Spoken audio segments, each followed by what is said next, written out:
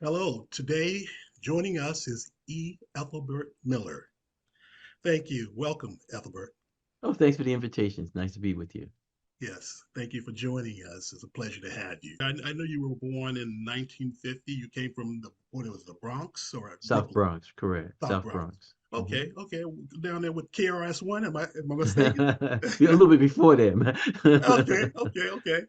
Give our audience a little bit of your background, if you will. Okay, well, my background is I grew up in the South Bronx. My father was born in Panama. My mother family was from Barbados. Um, I grew up in a working class family. You know, my mother was a seamstress in the garment industry. My father, for many years, worked in the post office. So I say that because that's very important. When I was growing up in the South Bronx, the community was primarily Jewish, Italian, Irish. Um, we were in an apartment building and eventually moved into the St. Mary's housing projects. And that was a real change in terms of me being in a housing project. So when I look at my background, along with other writers, there are a couple other writers that come out of the housing projects of New York, and I think that creates a certain sensibility. Did you always want to become a poet? Did No, you? no, no, no. I went off to college to be like, maybe a lawyer and a politician for like my mother was doing. Before that, I was into baseball, and somebody would say, "What do you want to do?" And I say, "I want to I want to play third base for the Yankees." Something like sort of like I want to be an astronaut. Right. But when you come down to when you go off to college, your first or second year can be the defining moment in your life, especially if you're not under a lot of pressure by your parents. I didn't come from a family where my father was a doctor or a lawyer, and I had to follow that profession. I came off with, the first one that like to really go off to college, and when I told my mother that I wanted to be a writer, like in my sophomore year, that didn't go over well, Right. because Right. it's like, what are you gonna do with that? You like, if you want to write, you can stay here in the living room and write, I mean, Mm. it was not a thing where, I got, making money.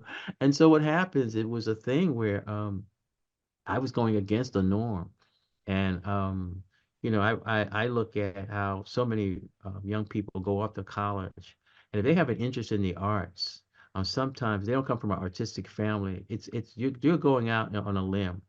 Somebody will say, "Oh, you're going to be like your crazy aunt or your crazy uncle." You see, here they don't have any money. That's why they're asking me for money. That's what we'll have around the dinner when you come back home, like Thanksgiving or Christmas for the holidays from college, and you haven't made up your major, and you just writing poems. Oh no, it doesn't go over too well. And that's why what I try to tell when I go out and give talks to young people, you got to make sure what you want to do.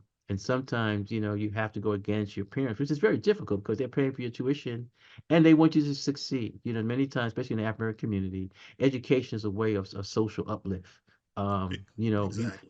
you want your son or daughter to be better than you, more degrees, more income. That's it. And so, to say I want to be a filmmaker like Spike Lee and maybe run around getting grants, that's not really unless you come out of a family where that's accepted and appreciated, it's very stressful for a person to have that lack that family support and pursue the arts.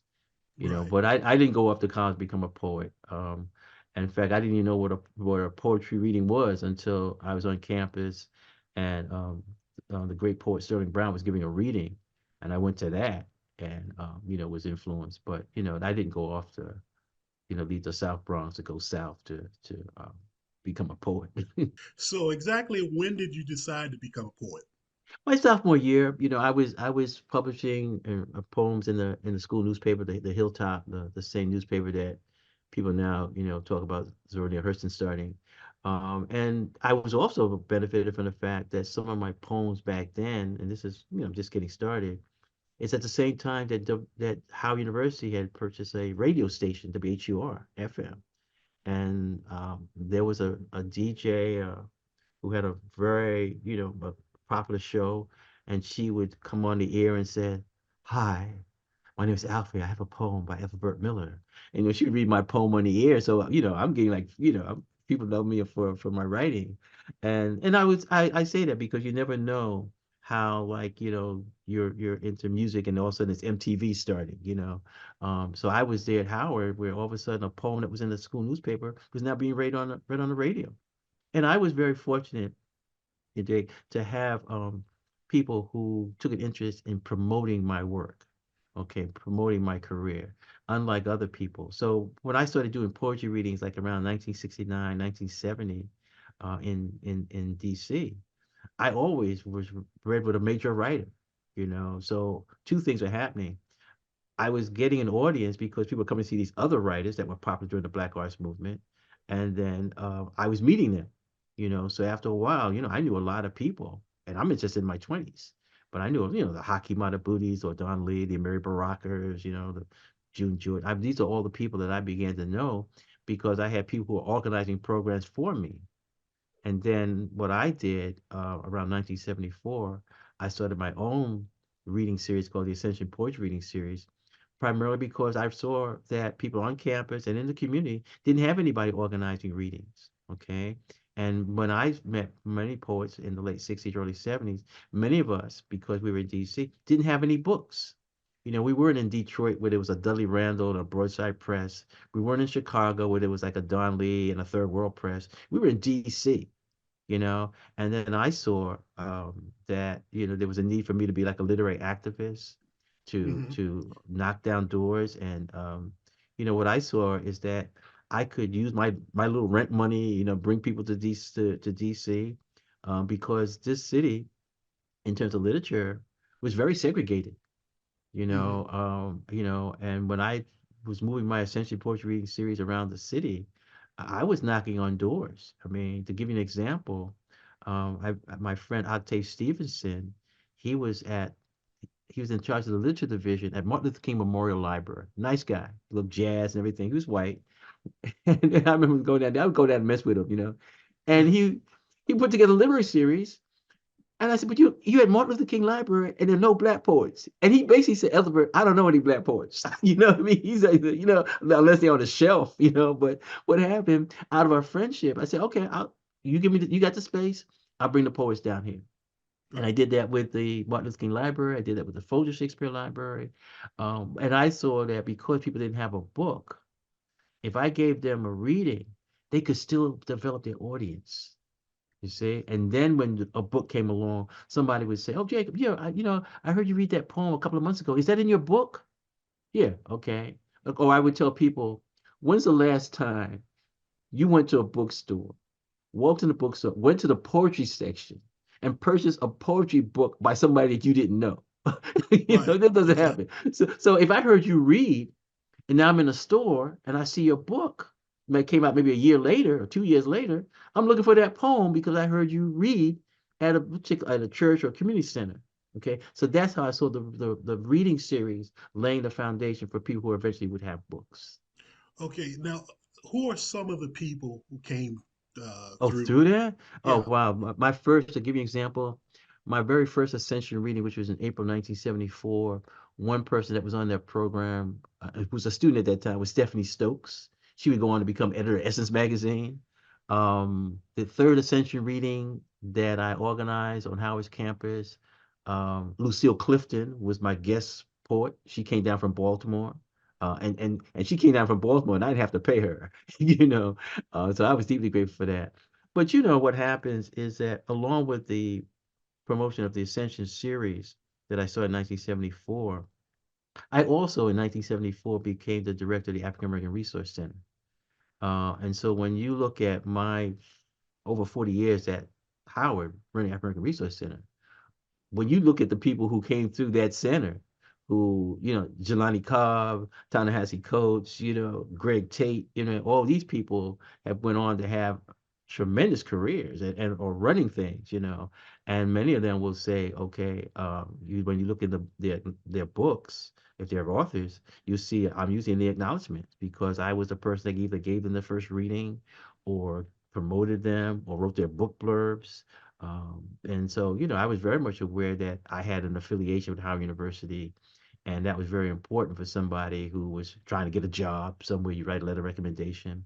But because I was a literary activist, I took the time that if somebody contacted me, they needed the help, I could be doing a lot of things, but I realized, okay, this letter of recommendation is important for somebody trying to get a job.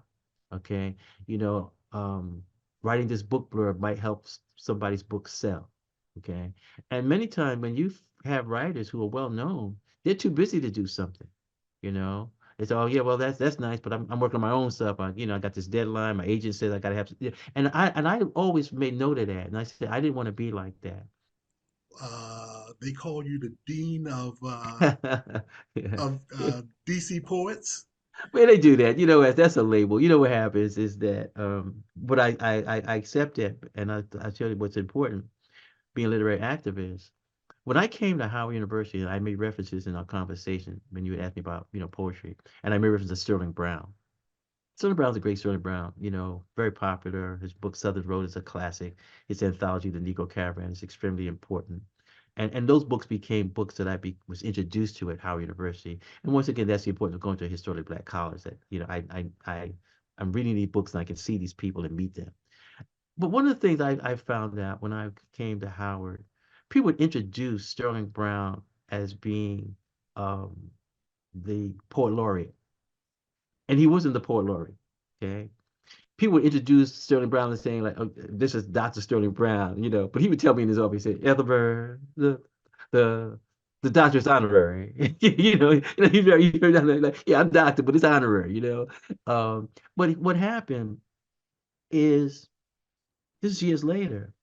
I was responsible, along with my friends Grace Cavalieri and James Early. We went and made Sterling Brown the official first poet laureate of the city of District of Columbia. Okay, Oh, okay. and, and I tell you, So that's what when you mean by the literary oh activist, sure, yeah, you see what right? happened. What happens? That's an example of it.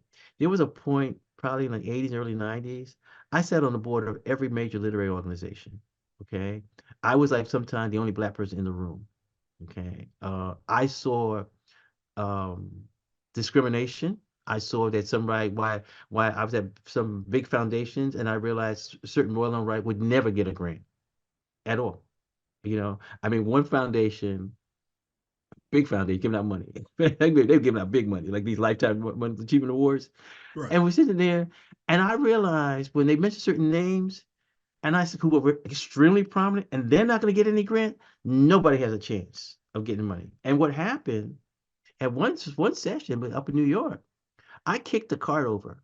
Okay, I kicked the cart over, and people didn't like that. And I just said, "Oh, we're gonna have to revote. I cannot sign this. I can't be the spook by the door.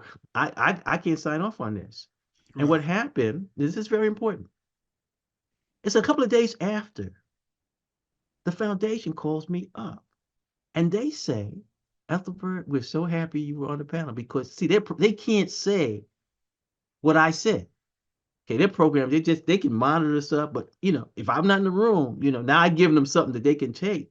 So they were very happy for that. And then the woman said this. She said, "Do you have any suggestions for us?" I said, "Yeah. I think the next time you have a panel to just be black people." Right, right, That never happened. right. Was that the specific reason as to why you sat on so many boards? To Well, yeah, I did on many boards because I was one of the people who I broke a lot of grounds. I knew a lot of people. I made a lot of friends. And there were people who became my mentors, who were not African Americans, And this is why, you saw me, like I'm one of the founders of the Humanities Council of Washington, D.C. Okay. That's because a friend of mine recommended me who was not African American. right, Um, but there were and these were people friendships over a period of time that I made. The same way now, like even though I was at Howard for 40 years, you know, um, I didn't teach at Howard University. I ran a center at Howard, and there were people who say, "Oh, Ethelbert taught me this." No, they just hung out, and you go and give them a book to read, and they say, "Oh, you're my mentor," but they were not in a class where I was teaching them grading them, correcting their papers or what. I was not doing it. Now, there's some people I did teach. I mean, but almost all my students who are very prominent are white students because I was teaching at Bennington Writing Seminars up in New Hampshire. I was teaching at UNLV out in Las Vegas. One of my major students was my friend Tracy Guzio, who was a student, undergraduate student at UNLV, and I introduced her to the writer James John Edgar Wideman. Today she's up at professor at upstate New York, and she's an expert on John Wagner. And I hooked up where she introduced Weidman at a conference, and Jenica Weidman, who's a difficult writer, he said, "Well, this woman knows my work." Well, that's just one example of a writer that somebody would say, "Oh, I didn't know," unless you pick up her book, and she's saying in the beginning, first page, "Oh, Professor so and so was here at UNLV, and that's how I got into this study." But that's the thing that, I'm very much aware of breaking down these barriers. Someone has to do it. Now, my career has suffered, How I so? mean, How you but feel? well, because if you look at many of my awards, many of my awards are not for my work. Many of my awards are for my service, okay? Or they're dealing with social justice. They're not, I've not won like a Pulitzer Prize. I've not been a National Book Award. I've not been up for any. So now, have I judged some of these contests? Yes, I have, But what happens is that people know me, but know my work. I used to tell you, I write for people who don't read my work, you know. Right, right, But now things have changed because now is that when people do look at me, they say, "Oh, Ethelbert Miller is the person who's the most prominent when it gets to a person writing about baseball. That's black or white." right, I remember right. we had the All-Star game. We had the All-Star game here a couple of years ago. Washington hosted the All-Star game, and the Library of Congress, in keeping with the All-Star game being at in D.C., the Library of Congress put together a baseball exhibit. I mean, a big baseball exhibit at the Library of Congress. Hmm. I went down to the exhibit. You walk in, and I'm up there next to like Joe DiMaggio and Babe Ruth in quotes. I said, well, they may not quote me in any of these literary conferences, but at least the baseball people know I'm here. But what I was very happy with that because I realized, okay, I'm making a contribution in terms of specifically within the field of literature, in terms of sports literature. And so I take pride in that, and that's given me uh, a whole new audience. And then just like last year, being nominated for like a Grammy gave me a whole new audience because Right. That people. was one of my questions. Now, when you were nominated for the Grammy, could you tell the audience how that came about? Jay Ivy has to be given a lot of credit. He won for this new category, poetry and spoken word and poetry, and he forced the Academy to create the new category. Okay.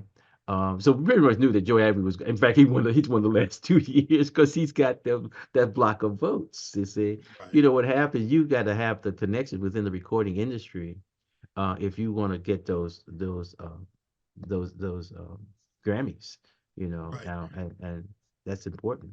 September 28th, I believe it was 1979, you were given the E. Ethelbert Miller Day in Right, Washington, right. D.C. Yeah, I've got a couple of days. I got one in Jackson, Tennessee, and these are awards they give you, and I think I'm an honorary citizen for Baltimore or something like that. But there are things in terms of one, once again, the community recognizing your contribution has been. Like there's going to be a new mural that's going to be opening up here in DC around the Pepco Center, and the artist contacted me, where she's going to put prominent Washingtonians on in this mural. And so I take pride in that. If you go up to Howard University, I'm in the bookstore in the mural, along with like Jimmy Baldwin and Elaine Locke and people who made a contribution to the literature, specifically Washington D.C. and Howard. So I take pride in that. But once again, those are honorary things in terms of one. If you're fortunate to have that, then you have to say, okay, what am I doing? Okay, and I do take pride in the fact that somebody says, okay, your life is of worth. Okay. If you're like, for example, the dean of something, well, then it means, are you deaning? I mean, Right. what happens is that means that you are pretty much over departments and faculty and stuff like that. And you are responsible for people having office space. You're responsible for people having travel money. You're responsible for people, getting tenure and stuff like that. So that comes with that, now that the teachers and the students are producing the books, but you, the being the dean, is making sure that they have a proper environment to thrive. And so I figure when people use that term, once again, it's a term in which people are recognizing me for my what I can do or what I've done, but not Right. necessarily my actual creative work. Uh, Let me ask you this question. You Mhm. worked at the Howard University Research Center, Resource Center, African American Resource Center. African American Research Center, for about 40 years, if I'm Right, not right, mistaken. exactly. Could you tell us a little bit about that experience? Well, that was a very important experience, when I was saying earlier about me coming to Howard University, because of the times I was there, beginning my freshman year, 68, there was this push at Howard to create an African American Studies department. This is why, without that student movement, many historically black colleges don't have African American Studies departments. Okay. But Howard did, and I was one of the first majors. And then as a student, I was working in what was at that time called the African American Reading Room, which was a part of the African American Studies Department. We were set up in 1969 with a very large grant from the Ford Foundation. And so the Ford Foundation was responsible for the department being created with a reading room and resource center. I actually changed it when I became the director to resource center because if you just say reading center or reading room, we just think of books and magazines, and we had videotapes and stuff. But it was a thing in terms of one changing my life, in terms of my interest, in terms of growing interest in African culture, meeting people, um, and also trying to take that knowledge that I had, an opportunity I had, to people who were out in the community. I knew, for example, I mean, I wanted to be a writer, and this is back in the days when, you had bulletin boards and people would send, flyers and stuff, and you put it on the board, and it could be housing or something. But what I realized is that I was getting all this information.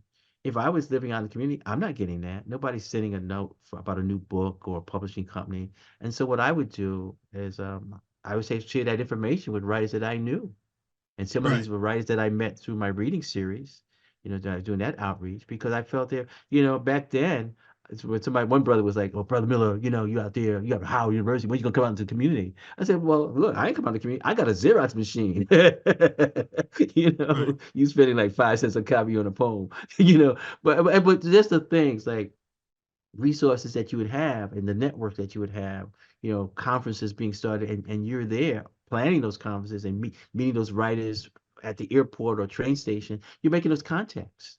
right. Okay. But I just Exactly. didn't keep those contacts for myself. I made sure that I was, share those contacts with other people who wanted to be writers. Now, did you have any of the readings at the research center? Yeah, I had a couple, I had a couple of readings there, but then I moved them out into the city. And it was very important for a writer to say, okay, I read at the Folger Shakespeare Library. I Exactly. read at the Martin King Library. And, if it hadn't been progressive people working at those institutions and breaking down those lines, Washington, which is historically a segregated city, would continue to be a segregated city in terms of reading series. Okay. It's much more changed. It has changed since then. But at one time you could pick up a series by a museum or whatever, go down a list of all these programs, and no black writers from the city or from other cities. So you could hear about it, Ishmael Reed, but are you going to see Ishmael Reed? Who's going to invite him? Okay. And that's where, I found out that there was a need to integrate that. If you were a black writer, you get an invitation to come to Howard University, but that doesn't necessarily mean that you're going to be at the Library of Congress. You Right. see. Exactly. Uh, Exactly. Yeah. Now, did you actually you had Ishmael Reed at one of Yeah, your I have Israel a couple of times. Israel Reed, you named the writers. One of the things I started out promoting African American writers. That was my goal. Okay. But then when I began to be from New York, I realized that some of my friends, who were Puerto Ricans or Asian, I was giving them their first reading outside of New York City. they're well known, but they weren't. They were reading other Puerto Ricans in the Bronx or Manhattan or Brooklyn, but they weren't reading in D.C. And I remember bringing my friend, Pedro Petre, some of the Sandy Estevez, and they were deeply grateful, and then many people went on to become extremely prominent. Kamiko Han, I think, but she might be head of the Academy of American Poets. She's an Asian American writer. I gave her first reading, outside of New York. Faye Chang, Jessica Hagedorn. The person who really helped me in terms of my series, in terms of the big program, was Ntozake Shange. With her, she was on my program when For Color Girls was just getting to DC. So Right. um, Around what time was this? What year was that? that would probably be like the late 70s. Yeah, late 70s when Entezaki was very, very big. Your Entezaki, the Terry McMillans, all these individuals, I knew as friends. And I remember when I first time, I was helping um Terry McMillan promote her book, her first book, Mama, you know, because Okay. she wasn't getting any support. If you don't mind, Hmm. Ethelbert, I would Hmm. love to have you read something for the Okay, sure. audience. Yeah, you had me. You wanted me to read one of these Omar poems. Yes, absolutely. Yeah. And you select a pro. At one time, what I did, from going into the schools, I was also aware of the changing demographics, and so one of the things that I've always was looking at was the fact that, when we talk a lot about issues of race and even issues of class, but I felt that especially now going into this century, the major issue is going to be religion, and you can see that in terms of whether it's Islam, whether it's concerned about anti-Semitism or the evangelicals, but really, or as you can see in our society now, we're struggling to make sure there's a separation of church and state, because you have certain people who figure like, okay, we want this is a Christian nation. It's not a Christian nation. People came to this country because they wanted to worship the way they wanted to worship, Exactly. Yes. and so I started writing these Omar poems, and also I would have to give credit that these Omar poems, there's several of them, they're more into like storytelling. And the idea of storytelling through poetry came through, to some extent, Sterling Brown, but two people that affected me was one was my friend Amazu Bolton, who was from Louisiana, a Hmm. great poet, and then the other was my friend Lee Howard. I would publish her work. Lee Howard was white from the Appalachia area, and Right. and and I was just fascinated by her. I said, "How do you get these stories?" And she said, "Well, Ethelbert, I come from a long line of storytellers, and that whole Appalachia." I said, "Whoa!" And I realized that if I would stretch out, I could create these stories too. So this is Omar. Looking for Omar. I'm in the school bathroom washing my hands without soap, but I'm still washing my hands. I turn the water off and look for a paper towel, but paper towel's been held gone since the first day of school, and it's June now. I start to leave the bathroom with my wet hand, but then the big boys come in talking loud and cussing like they got rap stars or have new sneakers. I hear the one named Pinto talking about how someone should get Omar after school, since he's the only Muslim they know. Pinto talks with an accent, like he's new in the neighborhood too. I don't have to ask him about what he's talking about, since everybody's talking about the towers, how they ain't there no more. And mama said it's like a woman losing both breasts to cancer. And my daddy was talking at the dinner table about how senseless violence is. And Mrs. Gardner next door lost two tall boys to drive-bys. Bullets flying into both boys' heads, making them crumble too. Everybody around here is filled with fear and craziness, and now Pinto and the big boy thinking about doing something bad. I stare at my wet hands, dripping water on my shoes, and wonder if I should run and tell Omar to just run. I feel like I'm trapped in the middle of one of those Bible stories, but it ain't Sunday.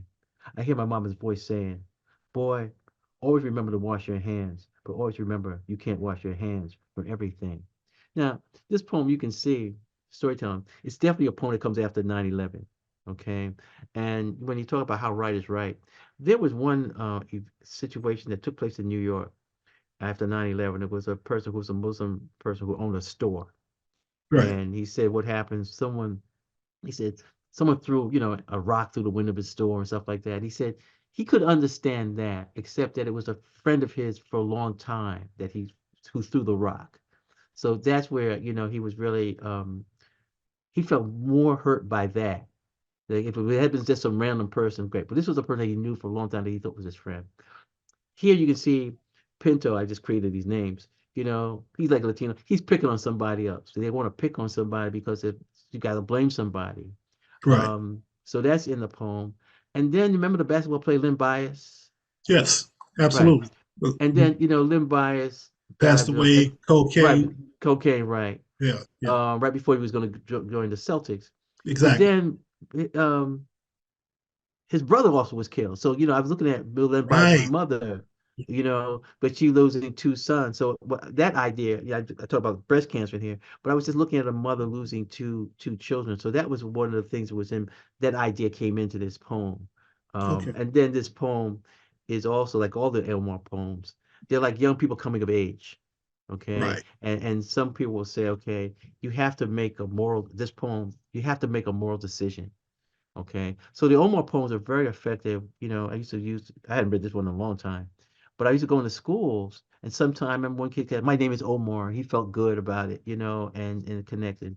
Or by the mere fact, I'm now in a classroom and I'm talking about Islam. Right. Okay. And I look at myself, I said, okay, my brother went off to the monastery and this and that, and that's it. But I knew nothing about Islam. We're one of the major religions in the world. I didn't know anything about Islam until I came to Howard University. Right. Okay. Yeah. And I said that cannot be. You cannot be today and not knowing something about Buddhism. I mean, you have to know these faiths because with issues like immigration and migration and things of that sort, you're going to be meeting people coming from this thing, right? In terms of your papers, Hmm. because as I read your book, I said to you when we first spoke, hey, this guy sounds like he's depressed. But No, not at all, not at all. but you also mentioned that you had your papers in Emory and Henry Yeah, yeah, College, yeah. There's three as places. well as GW in D.C. Yeah, Uh, the major part of my collection is at the Gelman Library at George Washington University, and right, that's there because I wrote a proposal to create a like this literary center within the special collections there. So that's very close to my heart. But the other collections of my work is at Emory and Henry, because Emory and Henry is where I was a visiting professor, and I have an honorary degree from Emory and Henry. So I right. have a closeness to that institution. And then the other institution is University of Minnesota, because they have a special collection there on African American culture, and so that's where my June Jordan papers, my Charles Johnson papers, my stuff on August Wilson, and probably Baraka. I was spreading things around. Did you have correspondence with Baraka as well? Oh yeah, sure. Yeah, yeah. I'm doing Okay, 12.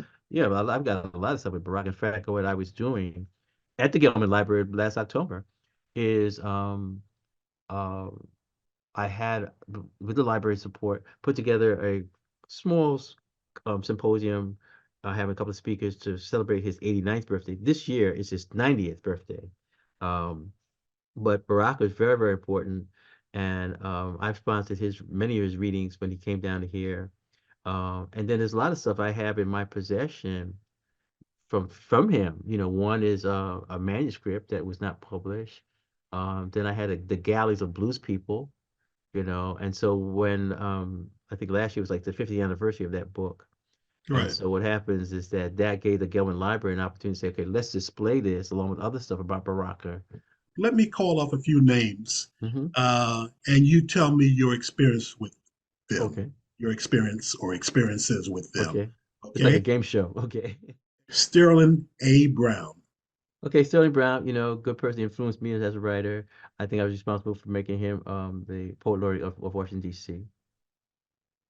Amir Baraka, Baraka, a person that inspired me to become a writer and activist, invited him for many readings. Also very promotional of Amina, his wife, Baraka. And I like the Baraka family. I mean, Roz and Amiri Baraka Jr. went to Howard University, so I got to know them when they were students. But very much, I love the Baraka family. And I always felt that African Americans need to have these literary families, the Barakas, you know. right, right. Uh, Wanda Coleman, Wanda Coleman. Wanda Coleman was like Miss. She was a writer. When people think of L.A., that's Wanda Coleman. Wanda Coleman's grown in popularity now that she's deceased, but she was brilliant. She had a really completely different style, brilliant William. And one of the things that I really like about Wanda Coleman was a letter writer. And what I did is I saved all her correspondence, and some of her letters were published in Callaloo magazine. But when you want to look at the difficulties that a writer has in terms of a struggling Black woman writer, oh, it's Wanda Coleman. Right. Gil Scott Heron. Gil, I produced a couple, like maybe 2 years ago, a program honoring Gil. It was good. At one time, Gil lived around the corner from me, here in Washington, D.C. And so I got to know him. I remember spending a day.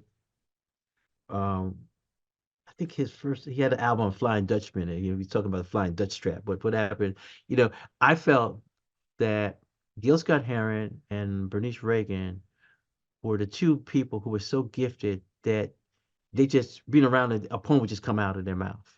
I mean, you'd be around, Right. it's like that's how they talk. Bernice Reagan, found us Sweet in the Rock and won the Freedom Singer. She could just see something and turn it into a song.